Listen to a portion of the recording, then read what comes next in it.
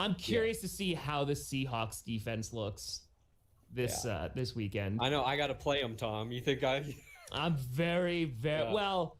Yeah, right. Maybe they're not going against the Kansas City Chiefs, but they're going against Bo Nix instead. No, but I'm rarely this spot on with shit, but I was like, I don't think people are talking enough about Mike McDonald leaving the Ravens defense. Like, how long is it going to take for them to figure it out with their new defensive coordinator? And we saw, I think, like I'm saying, like a lot of blown assignments. They just looked a little out of sync. I'm not saying that's going to be their story all season, but I'm worried about Bo Nix playing Mike McDonald. Also, I see you, by the way. Every single description, God bless Bo Nix, it has been deleted every single time. It is never made into the description. You are not putting your Broncos voodoo in the description. Well, it's in the thumbnail. We got Bo leave in the thumbnail. I know you got Bo leave in the thumbnail. Change that. That's too much work. Yeah. You're like Bo leave. The Broncos Bo leave and Bo Nix. But they might need to nix. They might need to nix that after this week when they go up against the Mike McDonald-led Seattle Seahawks. The new Seattle Seahawks. The brand spanking philosophy. The on fire Seattle Seahawks. We're going to talk a little bit about how the Denver Broncos might just shit their pants. They might just say that they're not as good as they fucking think they are after they play in Lumen Field tomorrow. They think Sean Payton was going to fix everything. I say that they're fucked. I say that they're in fucking rebuild mode right now. We're going to talk about that today. Please like the video. Subscribe to First Kick Seahawks. I'm Camden, MacLaren. If you would like to support the channel even more than subscribing, you could always buy me a coffee. I have a link to that in the description below. That'd be really cool. I'd appreciate that. By the way, you know what's also really cool? This Denver Broncos defense fucking sucks, and they don't realize it. Oh my God, we just brought back in Patrick Surtain. He was the best safety in the league last year. Oh my God, we just brought in Brandon Jones. He's pretty good. Is he though? When we go to Pro Football Reference, dude hasn't played a single full season. His best season, granted, was in 2021. He had 5 sacks and he had 10 quarterback hits. He was flying around the field. Since then, he hasn't played a full season. A bit like Jamal Adams, if you really think about it. For some reason, whenever you decide to throw a safety at a quarterback in an exponential rate, they exponentially fall off the map. He did spend a lot of time in Miami without defensive coordinator Vance Joseph, who is currently the defensive coordinator of the Denver Broncos. He was the head coach of the Miami Dolphins for a brief period of time, but he was not Brandon Jones' defensive coordinator or head coach. So now Vance Joseph is back. He spent some time with the Miami Dolphins in 2016 as their defensive coordinator, became their head coach in 2017 and was there in 2018. Did not go well. He then went to Arizona, was the defensive coordinator for the Arizona Cardinals from 2019 to 2022. Did not go well. Returned to the Denver Broncos under Sean Payton from 2023 to presently. Did not go well. Except there are Denver Bronco fans that insist last year wasn't that bad. In fact, last year, if you take away that 70-point game, they were a top 7 defense, a top 5 defense. I call bullshit. Let's take a look at this Denver Broncos team. When you look at their outside linebackers, you got Jonathan Cooper, who had 8.5 sacks. You had Nick Bonito, who had 8 sacks. You had Zach Allen, defensive end, who had 5 sacks. Baron Browning, who had 4.5 sacks. Josie Jewell, who had 3 sacks. PJ Locke, who had 3 sacks. Longtime linebacker Alex Singleton, 2 sacks. Yaquan McMillan, who had 2 sacks. DJ Jones, who had 2 sacks. Justin Simmons, free safety, 1 sack. Jonathan Harris, who had a sack. Now gone, Randy Gregory. Fuck Randy Gregory, who had a sack. Elijah Garcia, who had a sack. Patrick Surtain, nothing. Absolutely nothing. Solo tackles. Alex Singleton, of course, tackling machine, 106. Quick drop-off to Josie Jewell with 60. The rest is history. Quarterback hits. Zach Allen, 24. Nick Bonito, 20. Jonathan Cooper, 13, and then it drops off. What is most important about this is... Can the Broncos avoid another slow defensive start in 2024, courtesy of ESPN? Where is the thing I had prepared before I restarted the link? It always does this to me where I have something prepared, and then it refreshes, and then I lose my place. Bear with me. Bear with me. The Broncos surrendered 36.2 points per game last year and 450 yards per game over the first 5 weeks of the season, which is no bueno. Now, granted, a lot of that has to do with the fact that the first 4 games of the season had to do with the 70-point loss to the Miami Dolphins. Look at this. Week 3 at Miami, they gave up 726 yards. Not good. 376 passing, 350 rushing. Man, any defense that gives up 350 yards passing and rushing each, that dude needs to be fired. But quite consistently, this team was giving up 120 plus. Look at this. Let's just filter this shit. Most of the games of the year were 100 plus yards rushing given up. Right, we got 96. We're not even going to round that up because we're going to be generous to the Denver Broncos. 1, 2, 3, 4, 5, 6, 7. 10 of the games that they played last year.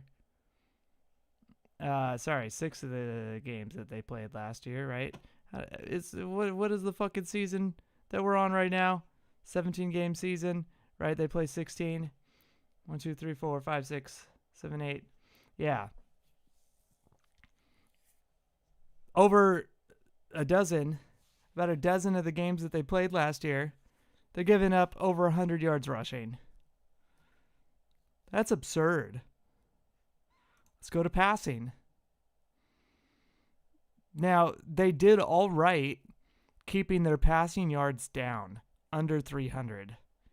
But it's probably because they had teams rushing the fuck out of the ball on them.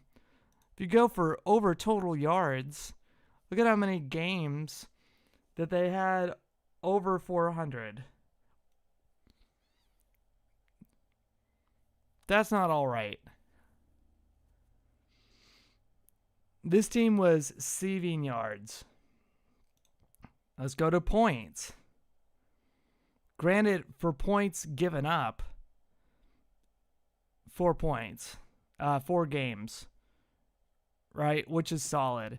The big thing was the total scores. Man, you only have 2 games where you put up 30 points. That's not good at all. And that's a conversation that we're going to have in a little bit. But the total number of yards that they gave up was really bad. In the run game, in particular. Because this is clock management. Teams were keeping the ball in their position, and they were not giving it back, which affects how many points that you're going to be able to have an opportunity to put on the board. Let's explore, shall we, Vance Joseph experience. We're going to look at the Arizona Cardinals. What made the 2022 Arizona Cardinals so good? J.J. Watt. J.J. Watt, well, first of all, let's first briefly look at the 2023 Broncos again. They ranked 30th in total run defense. When you look at their pass defense, the 2023 Denver Broncos ranked 22nd in rushing the passer. But in 2022, the Denver Broncos ranked, remember, this is before Sean Payton. This is under Nathaniel Hackett. This is before they got rid of Draymond Jones and Chubb and the rest of their defensive talent so that they could go get Sean Payton, so that they could pay Russell Wilson all that money. They ranked 10th in run defense in 2022 with that great defense. In 2022, that Denver defense that was so good ranked 9th in pass rushing. In 2022, with Vance Joseph, the Arizona Cardinals ranked 21st in stopping the run. In 2022, the Arizona Cardinals ranked 4th in rushing the passer. And I want to bring up the Cardinals because Vance Joseph had J.J. Watt on his final year in the league, and he had 12.5 sacks. And this is important because if you got a Hall of Famer playing for you, it matters a lot. You also do have Zach Allen right there, who I believe followed. Is that right? Yeah, he did follow Vance Joseph to the Denver Broncos to play defensive end, and he had 5 sacks. Right? So he basically had the same stats, 20 quarterback hits, 24 quarterback hits. Basically the same stats, followed the Denver Broncos. Where is the next little thingy? Where is the thingy? Team rush stats per win rate, just so that you can get a little bit better idea. This is 2022, I believe. Again, it reset everything for me, so I'm a little out of sorts. Yeah, 2022 NFL pass rushing, run stopping leaderboard per ESPN. Team pass rush win rate, Denver Broncos at 9, Arizona Cardinals at 4. Seattle Seahawks, number 28, right? We weren't doing so hot when it came to rushing the passer in 2022. Team run stop rate. Of course, San Francisco is all the way up here rushing, stopping the run. Number 5. We got Denver Broncos here at 10. Seattle Seahawks stopping the run. We were at 20, right?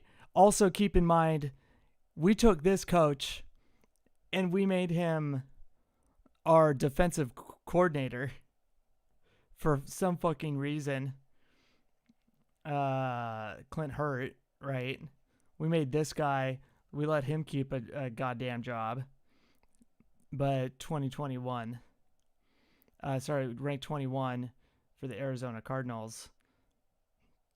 Kansas City Chiefs win a Super Bowl, ranked 32, stopping the run.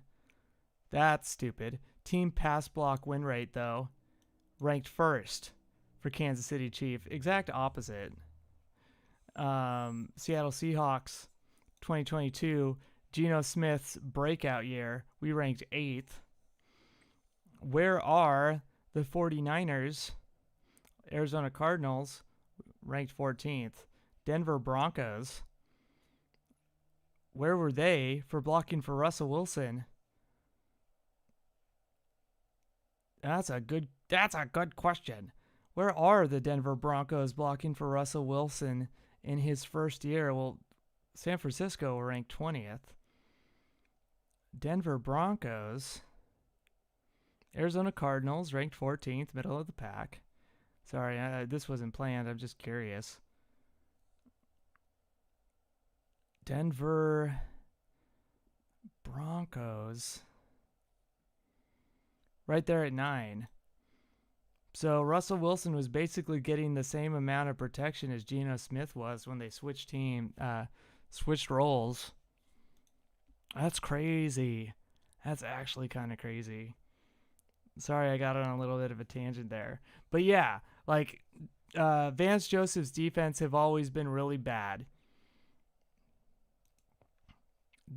Broncos run defense in free fall, unacceptable level. This is 2018. 2018. What happened in 2018, you might ask? Well, I'll fucking show you. I will fucking show you. Here's the season starts.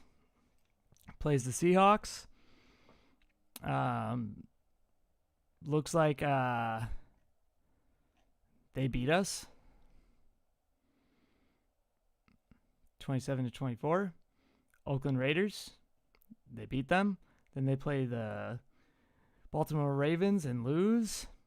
And then shit hits the fan versus the Chiefs. They give up 142 rushing yards. Play the Jets. They give up 323 rushing yards. Beat the Rams. They give up 270 rushing yards.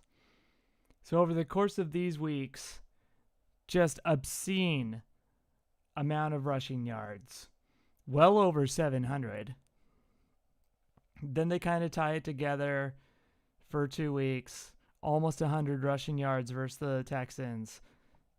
Almost 100 rushing yards versus the Chargers. Big Ben led Pittsburgh Steelers. They give up 452 passing yards. Yeah, and they rush for 75. That's obscene. Well over 500 yards total. Over 100 yards versus the Joe Burrow-led Cincinnati Bengals. Pretty sure that's Joe Burrow at the time. 84 yards versus Santa Clara. 134 versus the Browns. Loss, right. 114 versus the Raiders. 160 versus the Chargers. What's most notable is that out of all of these 100 games, only one of them was a win. And then out of these games that are in the 90s, they beat the Chargers, they beat the Raiders. And then they beat these teams, except for the Chiefs, because it's the goddamn Chiefs. My point being, if you go up against a Vance Joseph-led defense and you run the fucking ball, you're gonna win. If you run the fucking ball against Vance Joseph's defense in any era, you're going to fucking win. And who are we running against right now, you might ask? You're gonna run against Cody goddamn Barton and you're going to run against Brandon Jones, who historically has never been healthy. Run the goddamn ball behind Charles Cross, Tomlinson, Connor goddamn Williams, Anthony Bradford, and George Fant. And if our tight ends can't block, who cares? Because historically speaking, Vance Joseph, his defense can't stop the run. And last year, they ranked 30th in stopping the run. And this year in the draft and in free agency, they did nothing in improving their defense against the run. I don't want to see Geno Smith pass the ball 25 to 30 times. I want to see us as a combined unit run the ball 25 to 30 times. Fucking hammer them into the ground. We got Kenneth Walker, and we got Charbonnet, and we got McIntosh. McIntosh, if he gets 3 carries, that's great. Charbonnet, if he gets 5 carries, that's great. I want to see fucking Kenneth Walker get 15 touches. Let's fucking run the ball. They might have Patrick Surtain, and he might shut down DK Metcalf. I don't give a shit because we're going to run the ball. And that's awesome. They might have great pass rushers. Zach Allen might have a great game on the edge. I don't care because we're going to run the ball. And it's going to look awesome. Couple comments here. Hello, Eric Gilbertson. It's great to catch you live as well. He says that the audio is coming in pretty low. Yeah, I've noticed that. I've tried to fix it. It says on my OBS that it is as loud as it will go. I will make an adjustment. Let me know if that is an improvement. It might start peaking. I don't know. If it peaks, it peaks. If it peaks, it peaks. We will find out. If it ruins the episode, that's what it is. I'm almost done with this stream anyways, but it is good to see you. That might be why some people dip, because it is too quiet. One other thing I want to talk about is Bo Nix might be overrated, might not be overrated, does not matter. But what does matter is he's only throwing to Sutton. But what Denver Bronco fans are all about is Javonte Williams.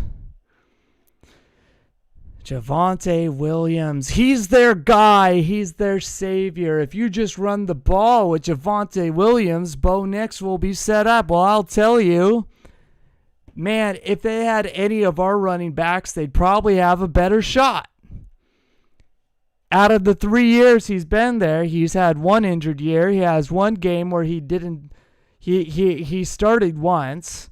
He did have 900 yards and 4 touchdowns, which is awesome. But only 4 touchdowns. But then last year, he had a full workload with 13 games started, 217 attempts to match to his 203 attempts in 2021. Only 774 yards and 3 touchdowns. He had less first downs. Yeah, he's not going to win you games with only 3 touchdowns. He's not going to win you games on more attempts with 774. Now I'm curious. Let's compare him to Kenneth Walker, Pro Football Reference. Let's just do something really quick. Look at this. 219 attempts, 905 yards. 228 attempts, 1,050 yards. You get 9 touchdowns. You get 8 touchdowns. Holy shit. Look at how the efficiency skyrockets. Maybe he's a better receiver. Let's take a look at his receiving. 2 touchdowns, 3 touchdowns, 228 yards, 316 yards. Maybe, like, you get the 1 touchdown there, but you get the 259, the 136, 29 receptions, 27 receptions, right? Compared to 47 receptions, 40. Like, he gets about a dozen and a half more receptions and a little bit more touchdowns, but about the same yardage. Yeah.